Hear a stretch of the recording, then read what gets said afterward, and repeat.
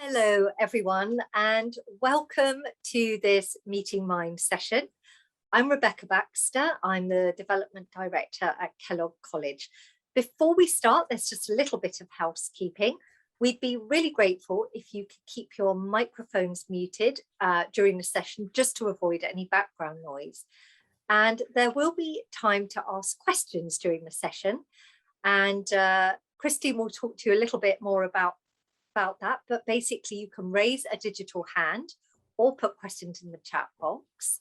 And finally, we're recording this session, so please feel free to have your video on if you like. You'll only actually be visible if you speak. Okay, so housekeeping over. I'm really delighted to welcome Christine Li-AuYeung, Kellogg alumna, who earned her executive MBA with distinction while at Oxford. Christine's passion for diversity, equity and inclusion was sparked at a really young age.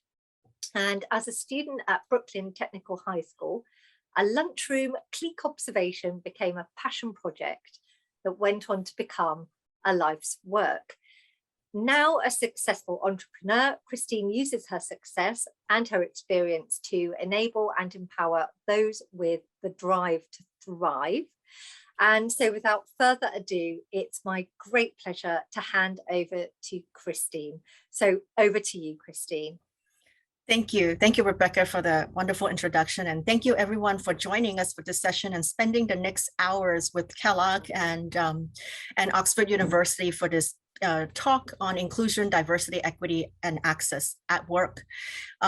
So Rebecca gave you a professional introduction of myself, but a quick personal introduction before we dive into the topic, because it's related, is I myself am an immigrant. I was born in Hong Kong during the colonial era, so it was under British rule when I was born, and my family left Hong Kong when I was about 9 years old, and we moved to the United States for about 30-something years. I've been living in New York as a first-generation American and grew up through the American education system with the opportunity to study at Oxford later on and also work in the States. So today I hope to share with you some of the experience that I and others like me have are experiencing as underrepresented professionals.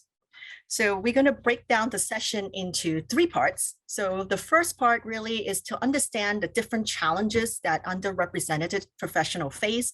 And we broke it down into a number of categories that we're going to go over at a very high level.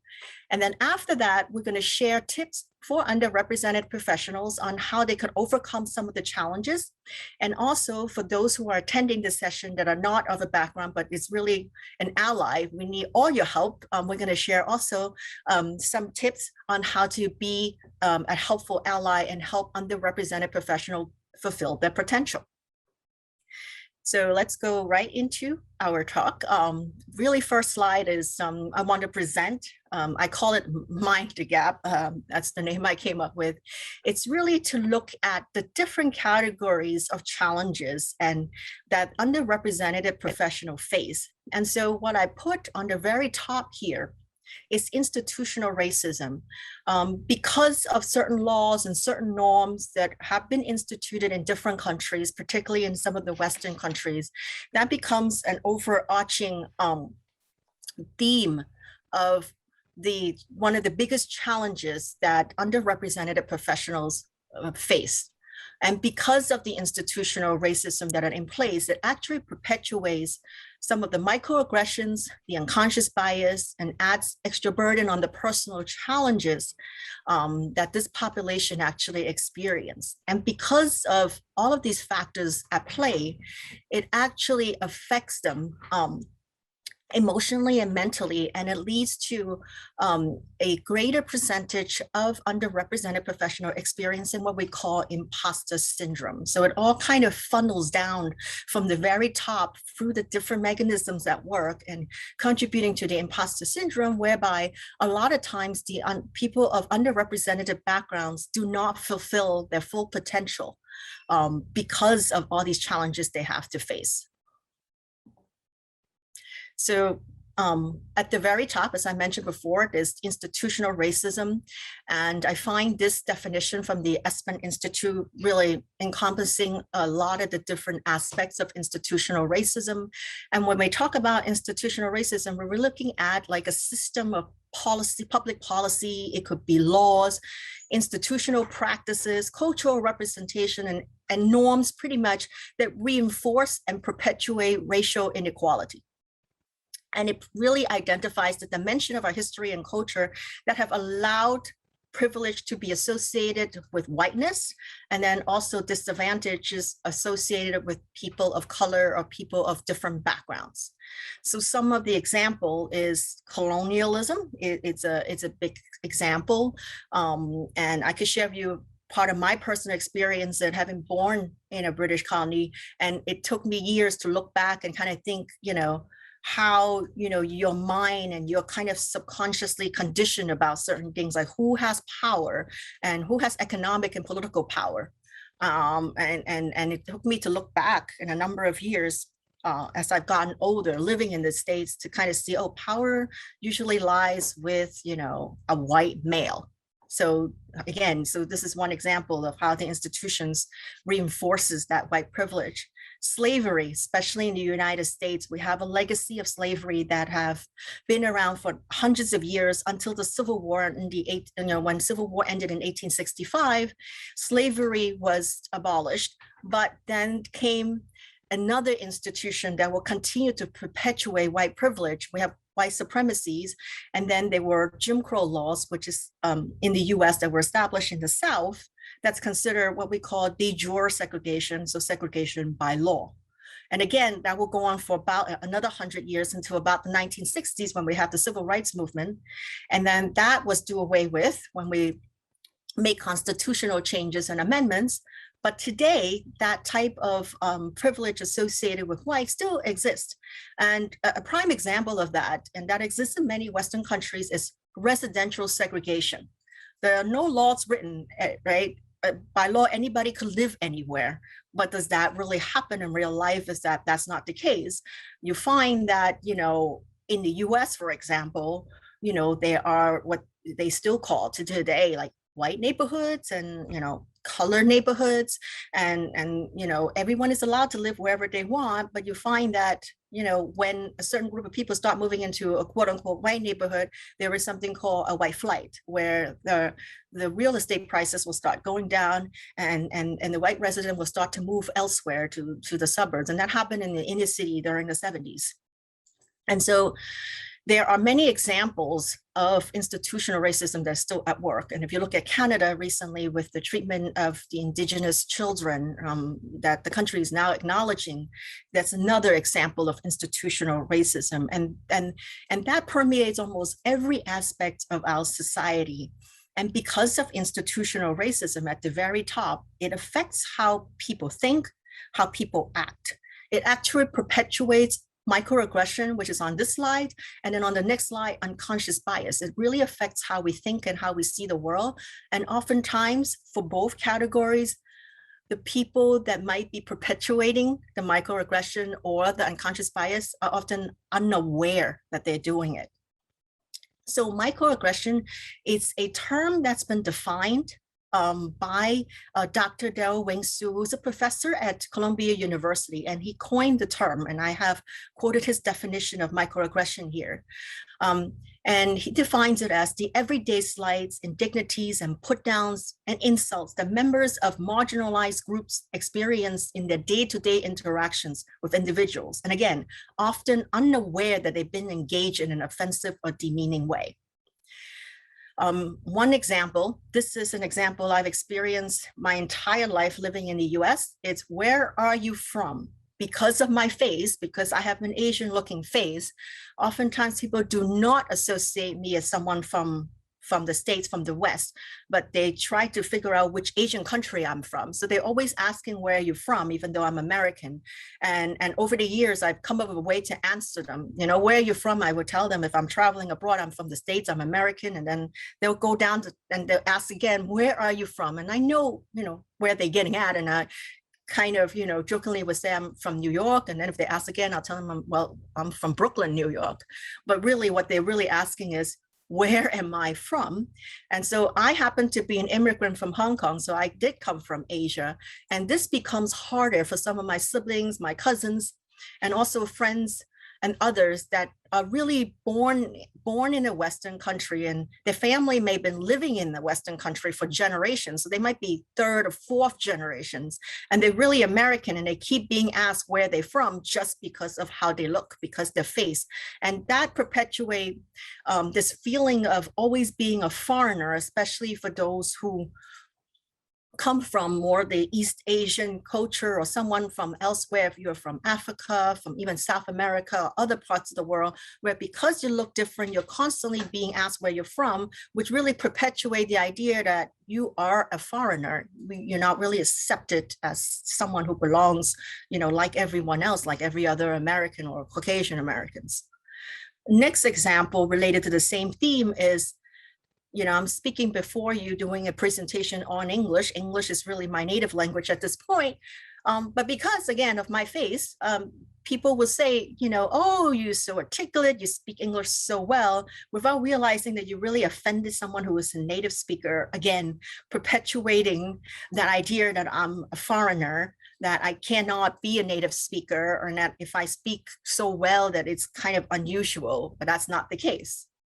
And then if you shift to some other examples that happen at work, two examples I want to highlight that are considered microaggression is you're ignoring someone who is sharing their ideas during a meeting.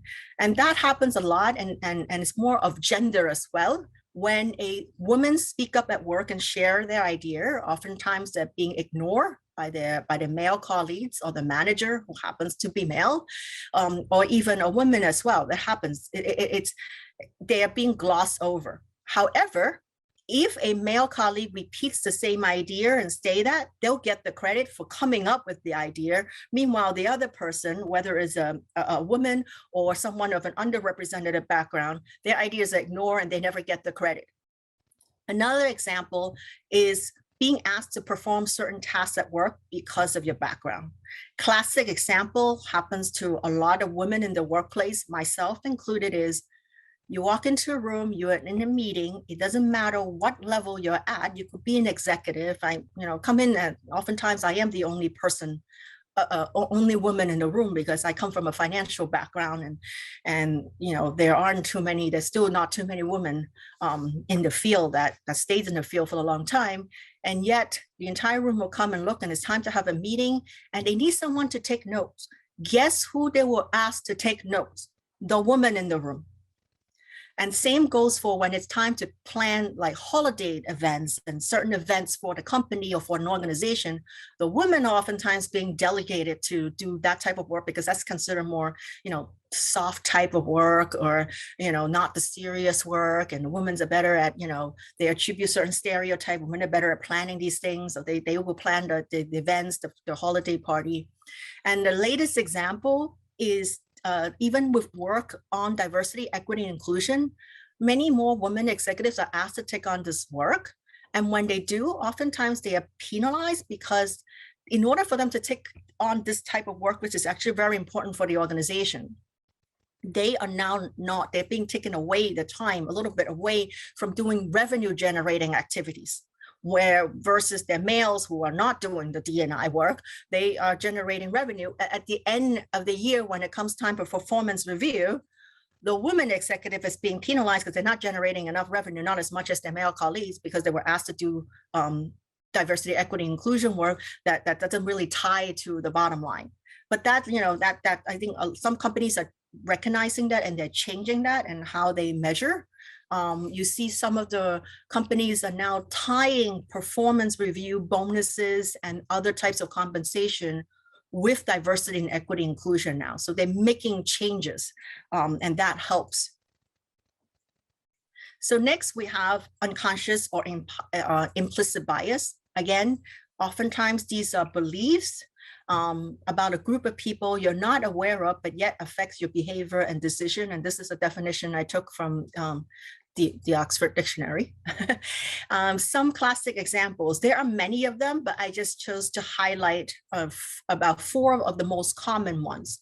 So one of them is gender bias, whereby male job candidates are preferred over female job candidates. And this is especially true as you rise up the ranks into more mid-level management and above, where at that time, usually women have entered their child-rearing age. They might have children now, and they have to really figure out how to work, balance their work and family life. And they might have all the relatives they need to take care of.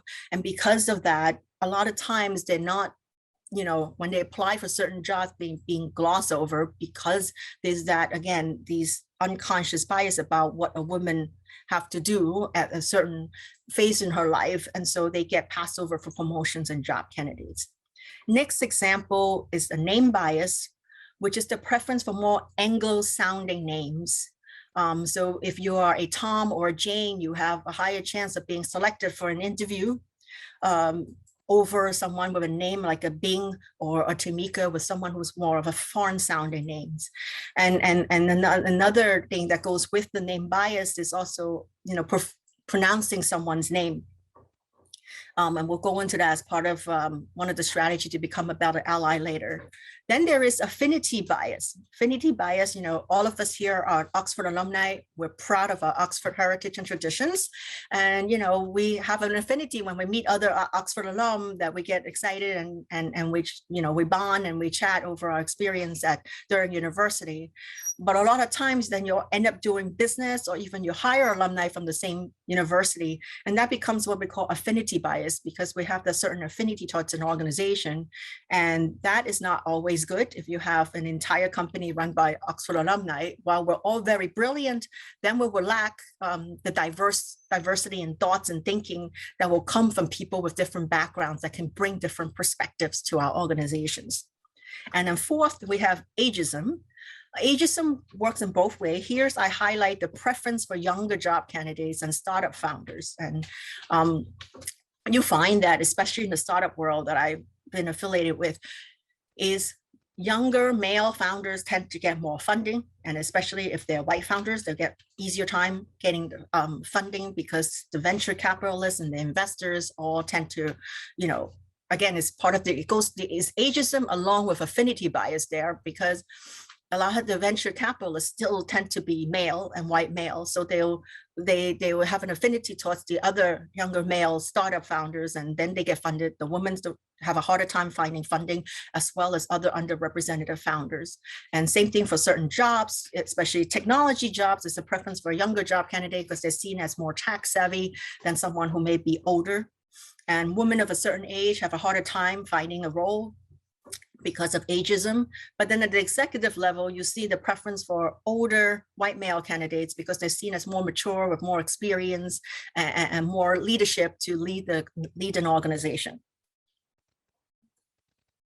So after talking about, at a very high level, institutional racism, the microaggression, and the unconscious bias, then there are also the personal challenges that each individual underrepresented professional carries with them, depending on the background. And again, these personal challenges really adds to the point of being different, right, than supposedly the majority. There's some factors about them that makes them feel they're not a part of the mainstream, so to speak, because they see themselves a little different. So one of them, here are some examples. So there's really also socioeconomic differences. And because of the institutional racism and that perpetuate inequality, you have a lot of times people from underrepresented backgrounds coming from poverty or working class backgrounds. So they're coming from lower socioeconomic backgrounds. When they come into your organization, often they're also the first in their family, so they're to graduate and obtain a college degree and become a professional. So they're really what we call the first gen college grad professional and founder. Then second is someone who is an immigrant who came from a different country. So they have to come to a new country and kind of learn the norms and the regulations and the culture of a new country, immigrant like myself. And then the third one, also being an ethnic minority, someone who's not Caucasian or white. And then we have LGBT plus community that has, most of you are aware of studies that have come out of this, higher suicides rate among the LGBTQ community because of the extra burden they have to carry. And sometimes depending on, where you are, coming out could have repercussions, right? You might even have to fear for your own safety if you came out. And then there's disability, whereas mental disabilities or physical disability that makes one feel that they are different.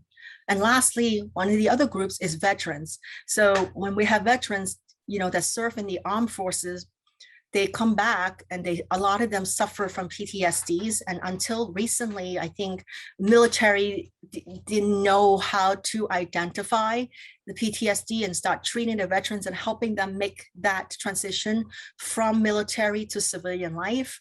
And now there's more awareness about veterans suffering from PTSDs and depressions and the mental health care that they need during that transition period to help them come, adjust back to civilian life. And that's important. And these are, I think, recent social changes that are coming about that are going to make things better for everyone. So we conclude this part of the presentation with imposter syndrome. So if you saw from that very first diagram I show, where kind of try to show you inside the minds of someone who's from underrepresented background, what they have to deal with. So again, you funnel down from the institutional racism on the top, the microaggression, the unconscious bias, and the personal challenges. All of this funnels down to something that a lot of underrepresented professionals suffer from, and it's imposter syndrome. And imposter syndrome really can happen to any one of us at different points in our lives, where we just have this feeling that we're not good enough and we really shouldn't be here because we don't belong. And the term imposter syndrome was actually coined early in the 1970s by Pauline Clance and Suzanne Ames, and they were two psychologists working in the counseling center at Georgia State University in the United States when they first observed this phenomenon in women that they were treating. They saw that these women who are highly educated, highly qualified for certain roles don't feel that they belong, or that they feel this pressure to constantly have to prove themselves. Now, this is the 1970s. So we look back to the time then, right? Women, in the 60s and 70s started really entering the workforce. But prior to that, it was all male dominated. So there are women who still cannot take certain roles at this time. And I think a classic example of someone that kind of came into her career and grew from this time would be the late Justice Ginsburg. So if you ever understand her history, read her bio, she was trying to get a job at a law firm, but no one will hire her because she's a woman. So that was when this term imposter syndrome was first identified and defined. And even to today, imposter syndrome now has become a topic that's talked about much more than before. And I found this definition of imposter syndrome from Dr. Lisa and Richard Obey Austin, who is a husband and wife team. They happen to be friends of mine, and they are some of the leading experts in the US on imposter syndrome. They get quoted a lot in different news media and on LinkedIn. And they define it as the experience of constantly feeling like a fraud. They are downplaying one's accomplishments and always being concerned about being exposed as incompetent or incapable. Therefore, you think you're an imposter. So I outlined some of the few, very popular examples of symptoms and also examples of imposter syndrome. The very first is someone who will not pursue an opportunity because they just feel they're not good enough. And I see that a lot, and I experienced it myself in my own application to Oxford when I was contemplating about pursuing my executive MBA. And I remember going to the info session that the Saïd Business School put on, and they actually put on special sessions targeting women because they know about this issue and they want to help address it and encourage more women to apply. And I remember going to one of the my very first info session, kind of nervous. I came to listen to a lecture, and then I met some alumni that are very helpful, and the admissions officer that were really helpful, and we started talking. And then they said, you'll be a good candidate for the executive MBA. But I went home and thought, I'm not good enough. Never mind, I've spent over a decade at this point in finance. I'm an executive. I have other credentials, and I have, I qualified, but I just didn't think I qualify. And it took me a year and a half of constant nudging by admissions officer, by alumni, and finally friends around me that say, you could do this, go for it. And then finally applied and getting accepted. So now I actually help the business school with recruitment as well, especially for women. And I participate in many of the events. And I learned to actually share my own experience with imposter syndrome in my application. And many times after a panel where we talk about, the application process in the school, during the networking portion, a lot of women will come up to me and we get to speak one-on-one, and they'll say that, thank you for sharing that, because I was going to put off my own application for another 6 months. And it's really because of imposter syndrome.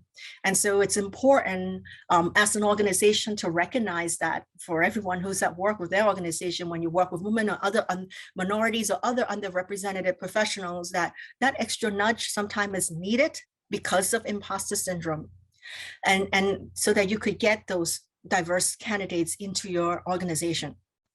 Next is another example is not pursuing a job promotion or even applying for a job because you feel inadequate. And they've done studies where if you look at a job description, a male candidate, they fit like 30-40% of it, they will apply. But when you look at women candidates or other minority candidates, they will not apply unless they fit like 70+% of what the job descriptions say.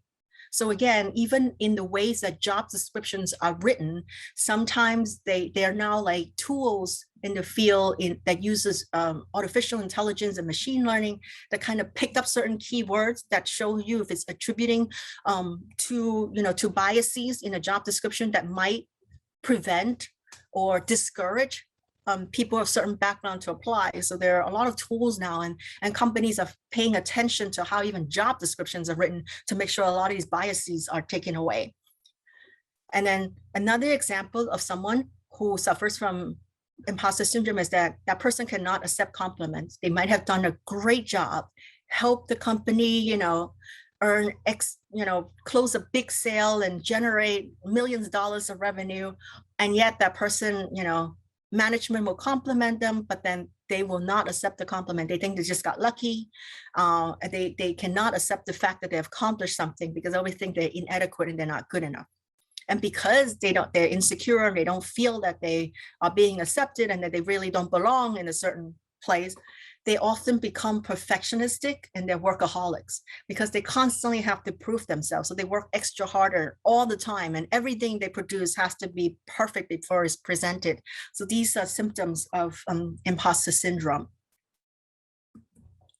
So now we move to the second portion of the presentation, where we're going to share a little bit about how to overcome challenges as an underrepresented professional. And then also lastly, we'll talk about allyship and how to become a better ally. So in overcoming your challenges as an underrepresented professional, I kind of divided it into two topics, two categories. One side, I call it standing up for yourself, which is internally things that you can do to overcome these challenges. And then on the flip side is going outward and finding support within your community that could further help you overcome these challenges. So in identifying and standing up for yourself, I call it the 3 A's. And it's really, first is being aware, the awareness of understanding that there's institutional racism at work because of certain history of a country, of certain laws that have been put in place and policies that are in place. Understanding that, and then understanding how that perpetuate the microaggressions, the unconscious bias, and the imposter syndrome you might experience. And I think the awareness is key because for many of us, for many, many years, we were not aware that what we were experiencing in the workplace and in our day-to-day life was actually something that shouldn't be, and that there's something wrong. Most of us went on about our everyday life thinking this is how the world's going to be, this is how it is, without understanding the context of where it's coming from and what these things are. And I think in the last few years, especially in the last 18 or so months, with everything that's been happening around the world, there's finally more awareness, and People are now talking about it. Companies and organizations and schools are now providing training on microaggression, unconscious bias, and imposter syndrome, so that people are now more aware of these things, and being aware is the first step to making changes. Second, starting to speak up for yourself and becoming more assertive. You want to speak for yourself at work and actively start seeking out opportunities. And then also calling out incidents of microaggressions and unconscious bias when you see it, when you witness it. And even if you're not from an underrepresented background, if someone can be a helpful bystander by calling out these incidents. And third, you want to take action on overcoming your imposter syndrome. It's not something that goes away overnight. You constantly have to work on it. And there are a lot of resources now on the internet, and there are courses you could take on overcoming and working on your imposter syndrome. And it really takes time. And step one is really being aware that you may be experiencing that. And then second, you want to own and share your unique story. I think oftentimes when someone is from a different background and they feel that they are different, they don't want to share their story because they just think, well, I'm not like everyone else, I'm different. It's actually important to own your story and let your voice be heard, and let others know what's motivating you. What are the challenges you overcome to even land that very first job at an organization as a professional. I think these are important things for you to share and own your story. And help your community by taking action. Help those others from similar backgrounds like you, or from someone from other backgrounds, help them overcome some of their challenges. And that in turn actually will help you overcome your own challenges. And educate others, tell them about microaggression, unconscious bias, imposter syndrome, institutional racism. So once you work on that within you, there's also, going outward to seek more support to help you overcome some of these hurdles.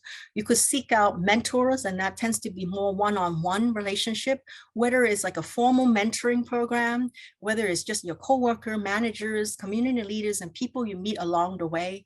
I have spent over a decade mentoring younger college students and my undergraduate alma mater, because I came from the City University of New York, where we educate a lot of first-generation college students, and a lot of students come from working class and immigrant backgrounds. So I go back and I do a mentor. I've been over a decade mentoring a younger student to help them go through some of the challenges, because I was one in their shoes. So I want to help them, guide them through some of the things they might encounter along the way, just to make it easier for them. But that's a formal mentoring program. But oftentimes your best mentors are people you meet along the way, and they might not be in a formal mentoring relationship. A lot of my own mentors are people I've met along the way, have gotten to know, work on volunteering projects or professional projects together, and just have this bond, and you continue to go back and support one another. And so sometimes the best mentoring relationship grows organically just from people you meet along the way. Finding and join supportive tribes. At Oxford, there is a group that was started a few years ago when I was doing my executive MBA. They started, it's called Oxford First Generation Society. And what they do, they really help the undergraduate students who are first generation college students who are attending Oxford, and they offer mentoring. They find alumni mentors to mentor the current students and help them get acclimated to the college environment, navigating through coursework and things like that. And they have regular meetings with each other, and they become a supportive group. In terms of alumni associations, there is the Oxford Black Alumni Network that is global, that all the alumni get together and talk about issues they face. There's also the Oxbridge Muslim Alumni Network, and then Oxford Entrepreneurs Network, which is the one that I'm a board member of, that I'm very involved with. And there we're doing a lot of work on how to help founders. So many of the Oxonian founders, they start their business later on. So they're not the young, males that we talk about that can get funding very easily. A lot of us have worked in organization, in corporations for a number of years first before we start our venture. So when they make that transition, there are certain mindset changes and other technical aspects of running a business, because not everyone has come study in the business school. A lot of Oxonian that start the startup are actually subject matter expert in what they study, whether it's science, engineering, liberal arts, and then they come up with a business idea. So we put boot camps on to help them learn about the different aspects of running a business. And also we have discussion groups and special events to talk about how to get funding when you are an underrepresented founder. And then there is also the business employees resource groups at your companies that you can go to. Again, it's the support group. And that's actually, if you are in a management position of a company, these groups become a very important tool for your organization in retaining your underrepresented professionals by providing a forum for them to get together and talk about unique issues that they might face at work and how the company could provide resources for them to help them better succeed and advance in the company. Because when you've been in business and you work with people, especially when your small business is a startup, it's very costly for any company to lose an employee, especially someone who's been with the firm for a number of years with institutional knowledge of your company. To have to hire someone, retrain them, you have the time, and then also the financial resources that needs to put in to hire someone. So you don't want to lose your people. And then outside of your work, there are also independent professional organizations that you can join. And I think that's also important for you to continue to build your network and to have a group of supportive people outside of your company to help you overcome different hurdles. And then, of course, there are also other community associations that you can join that can also provide support and help you along the way. So finally, we're up to the allyship portion of this presentation, where really, whether you are from an underrepresented background or not, it's important for all of us to become allies and being that inclusive manager, that team member and mentor. So how do you, some tips on how do you become a great ally? I think one is we're all human beings. We all have our stories and we all want to be heard. So you want to really get to know your team members from underrepresented backgrounds, especially because a lot of times I mentioned before, they need that little extra nudge. So you really want to spend that extra time to get to know their stories. And I prefer to, and a lot of my friends who are managers also prefer to do it outside of the office setting. So those coffees, tea, happy hours, and dinners or lunches, those meals are very important to build that trust with your team members and really getting to know them outside of the work setting, who they are, where they come from, what food do they like, what do they like to do outside of work, their heritages, the different holidays they celebrate. And it's important to really get to know them. And then another important aspect is if someone does have a non-Angles sounding name, really taking that extra step to learn someone's name goes a long way. And I find that I didn't experience that earlier in my career until I got married and I took on my husband's last name. So before that, I was Christine Li, which is easy to pronounce. But as soon as I got married and hyphenated my name, my husband's last name is Li-AuYeung. And I find that, ever since then, people struggle to say my last name. And it's very appreciative if someone calls in advance. Like I have a number of incidents recently where people ask me in advance how to say my name because they need to present my name in front of an audience. So and I really appreciate people calling. So one example is I was recently joining the board of an organization and they need to announce me as the new board member. And the person who was going to do that actually call me on my cell phone and say, hey, Christine, can I have a minute? And I say, okay. And she asked me, I just want to make sure I'm saying your last name correctly later on. How do you say your last name? And that is very appreciative from someone when you take that, that little extra step to go a step further and get to know and say that name properly means a lot, because names have meanings, especially first names. And a lot of times I find also if you get to know them, ask that person what their name means, because once you understand the meaning, it actually helps you remember how to pronounce it properly too. Because obviously their parents have given them a certain name because it means certain things and there's something special about it. So all of our names, we're named by our parents with different names and there's meaning to that, why we're named the way we are. So getting to know them. And then second, supporting those business employee resource group at your firm. Actively participate in them to show support for your team members from underrepresented backgrounds, even if you're not from that background. You could always join.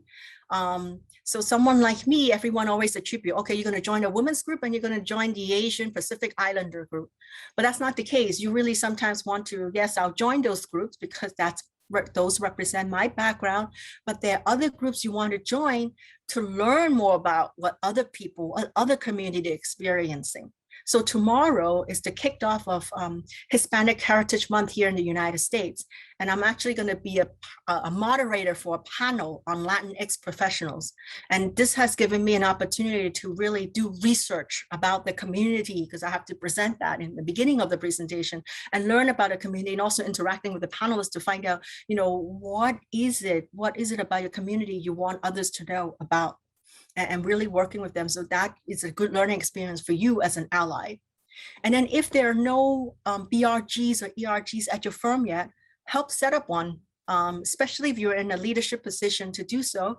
If not, gather a group of people with similar interests and values and like-minded, and speak with your senior management and work with them to start one. Again, this is, it impacts the bottom line when you retain people. So there is like that strict, from a business perspective, a lot of people think that D&I is still fluffy, and it's not, because it impacts the bottom line of an organization. Especially they've done studies where you have a diverse group of people with different thinking, financially the company performs better. And then being that inclusive leader, be a champion for underrepresented professionals when it comes to hiring, promotion, professional development. Volunteer to mentor someone from an underrepresented background, especially if they're first generation professional. Show them the ropes of how to make that adjustment into corporate life. Give everyone an opportunity to share their ideas in meeting. Again, is when you are a manager and you're hosting a meeting and leading a meeting, making sure you go around the room and ask for different opinions. And that just goes to also, especially some of your younger staff members. And we find that the younger staff member often can give you great ideas because they see things from a very different perspective, because they're younger and they have less tenure in your organization. So they have this fresh perspective and they could really contribute to meetings. So you make sure you kind of do your round robin, especially at meeting, to make sure everyone has an equal chance to speak up. And then standing up to microaggression, which is calling out incidents of microaggression and being that helpful bystander. If you see someone kind of, standing there and someone is asking them where you're from like 5 times, really, because somebody doesn't look like they come from a certain place, you could intervene and say, oh, come on, he or she is, an American, and he or she is British, and kind of help stop some of those incidents. And then also being aware of your unconscious bias, because all of us carry unconscious bias with us. And we are a product of our environment, of the institutions, of the rules and regulations and policies that we live in.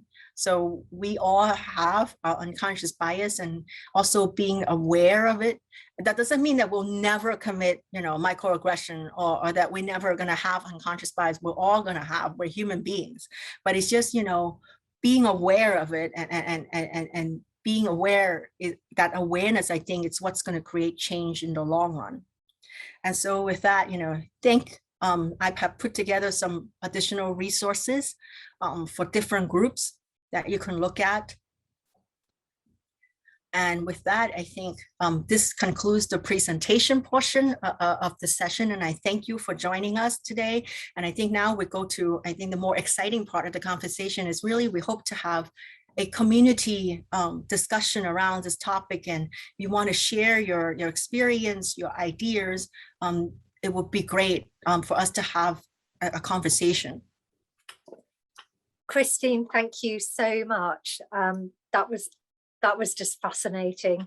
And I can see that we already have one, well, it's a kind of question and comment really from Akash, saying Oxford is not only a centre of learning, but also a significant employer and an engine of influence across the English-speaking world. What do you think Oxford should do to dismantle discrimination within itself as an institution? What do you think it should do to champion inclusion in the Anglosphere? I So think that's a great question. that to is a kick great off. question for every one of us to think about as alumni, as staff of this institution. You know, we are a leader. We are the oldest English-speaking university in the world with 800 plus years of history. And yes, we are a product of the institution with all the norms and policies. And I think the university itself is making great stride in this. And I think each of the schools, each of the colleges are really focusing on designing and attracting students of different backgrounds. So as I mentioned, you know, I know the business school well because I'm an alum of the business school. The things that we do, the different info sessions we put on around the world around diversity issue, like we do women recruiting events. Then there's an African initiative right now that was just put in place, I think within the last 2 years, where there's an emphasis, how do we recruit more students? So there's again, the socioeconomic inequality involved with all of this. That's a byproduct of these institutional racism. Is how do you go to countries and get candidates? And we decided they're doing it by putting together more scholarships so that students from more emerging countries can have an opportunity to attend Oxford versus someone because of the price of the tuition for the master's degree or the undergrad degree that may prevent them from attending Oxford, and do that through alumni supporting a lot of different fellowships and scholarship to bring more students of different backgrounds to come. And I think there was also last year during Black Lives Matters, I know at Oriel College, they took down there was a big talk about taking down a Cicero Rose statue because of the legacy of slavery and how he made his fortune. And yet that sponsored the Rose Scholarship all over the world. So there's also there's a little bit of a hypocrisy and irony that people felt in how the money was made on the back of slaves, and now yet it was sponsoring folks from around the world to be Rose Scholars to come and study at Oxford. So I think because of our long history and legacy, there is a lot for us to look back on. Do you look back and say, oh, these people are a product of their time, it was a different time, but you know, deep inside, as one human to another, slavery was wrong all along, right? These are, you know, they're not slaves, they're real people, they're human. So I think we have to grab a little bit about how do you look at it at the context of modern day, or do you look at it like, and some people will argue and say, oh, you're just excusing that behavior from the past. So it's a lot to grapple with. It is, and I think what that underlines is just how complicated this is. Yeah, absolutely. We've had a very nice comment from Tim to say thank you for the really insightful talk. And I'm just keen to know whether any other audience members would like to kind of join in with the discussion, whether it's through the chat box or whether it's putting up your digital hand. I'm sure everyone's minds are busy whirring away after all of that, Christine. It's a really important topic and incredibly complicated, really nuanced, all of the above. So is there anybody else that would like to throw in a question for Christine? I know she'd be delighted to answer any questions or to engage in further debate. So thank you, Linda. Thank you very much. Linda's saying, could you talk a little bit more about imposter syndrome? Yeah, so I just gave a highlighted definition of imposter syndrome. Imposter syndrome, like any of the topics we discussed at the very top level, the different categories, that was just a quick overview. Each of them could be a talk in and of itself, and it could have an entire course developed over those topics. But really, imposter syndrome is really that idea of feeling inadequate and that you don't belong. And that as someone who comes from a different background, you feel more of that. And a lot of people initially would just attribute it to not being confident or that you're insecure without realizing that what's causing it are all these other factors, between the institutional racism, between the microaggressions you face every day, the unconscious bias that's working against you at times, and your own personal challenge all contribute to the concept of imposter syndrome. So it's a real concept. It is something that can be diagnosed and can be worked on. And so there are talks online and in different forums that provide it. If you're interested in that, we could send you, and I could even send you the name of the book afterwards that talks about where I took the definition of imposter syndrome from two of my psychologist friends. That book is actually a workbook on how do you overcome imposter syndrome. And there's like a whole course that is developed by them to help people to work on that. Fantastic, thank you. And Terry is saying, thank you so much for this fantastic lecture. They'll be sharing this material in just a few minutes in a class. They're co-teaching on the anthropology of the civil rights movement. So I think, so great.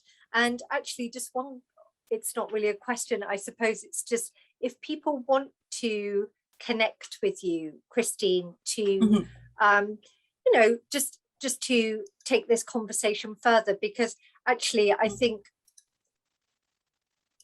this can be a very personal, this can be a very, very personal issue, can't it? And I think if people would feel more comfortable kind of reaching out to you outside of this session, how best should they do that? I'm gonna put into the chat box my LinkedIn profile. I think you could find me on LinkedIn. Just look under Christine Li-AuYeung, and then you'll find me. And the best way is to connect through LinkedIn and continue the conversation. Because for changes to be made, as I tell everyone, when you're working on diversity, equity, inclusion, it's changes that's going to take years to make, and it's on multiple fronts. It's companies making changes to the hiring policy, the promotion policy, the professional development policies that's on the corporate and the business side. Then there's the societal side. The government have to make a lot of changes too. I mean, we have legislation, but we need further legislation to help, increase the, being more inclusive. And everybody plays a role in our own lives to be more inclusive. And it's just, again, being aware of our own, when we perpetuate microaggression, we're realizing being aware of our unconscious bias. And it's just important, and continue to see how, things are in society that might not be written in law. And I use residential segregation as one, because you continue to see that in our society today. And how do you then, how do you undo that? There's no regulation saying where someone can live or should live or where they can live, and yet this still perpetuates. So how do you work on these issues? And it takes all of us on different fronts, and in academia, making sure that these topics are covered in classes, that it's being taught, especially in history. If you look at history, the way American history is taught is pretty much distilled down to the 200 something of history of mainstream history. There are talks, like I've done a talk earlier this year when we have a lot of anti-Asian hate in the US. And the talk, we're talking about how do we create a more inclusive society that incorporates the history of everyone. When we only taught certain history, and I'm an Asian American, I didn't learn about my own history until I got to college and I was able to take Asian study courses. But how do you incorporate like a Black history, Hispanic history, Indigenous, Native American history? How do you incorporate that into our curriculum at the elementary school level, at the secondary school level, before someone reaches college, so that it's taught from a young age? So there's so much to do on every front. At the startup front, the challenge is underrepresented founders are not getting their ventures off the ground, and often they have great ideas because they simply cannot raise funds. No one will give them funds. So how do you tackle that? So even in the venture capital world right now, there's a group of venture capitalists who are from underrepresented background. They're raising their hands and saying, hey, we need to do something. We need to be in front of pitches of underrepresented founders. And I think Alan Hamilton she has her venture capital fund, and she donates back to Oxford University. She set up scholarship to help more people of color have an opportunity to come study at Oxford. So this is all of us, no matter what field we're in, we can play a role in making building a more inclusive society. Same thing for healthcare as well. See the healthcare disparity in the healthcare sector. So because this permeates every sector of our lives, so every one of us have to play a role. And yeah, and I think, as you say, there's so much to do. I think though, sessions exactly like this though, that where we're having that conversation are exactly the vehicles for change, aren't they? I think that's the important thing. I'm just very, very conscious of time, and I can see that we're really just out of time now. So unless anyone has a burning final question, I'm just checking that I can't see any electronic hands raised. I think what I'm going to say is, Christine, thank you so much for that amazing talk. There was so much in there. I think, yeah, and thank you for the resources that you've also highlighted. I'm sure many of us will be reaching for those in the coming days. So it just remains for me to say also a big thank you to our audience who have given up their time to join us. Christine, thank you once again. And I wish you a really lovely rest of day or evening wherever you are in the world. So thank you very, very much for joining us. Thank you. Thank you for having me. Thank you. Bye-bye. Bye-bye.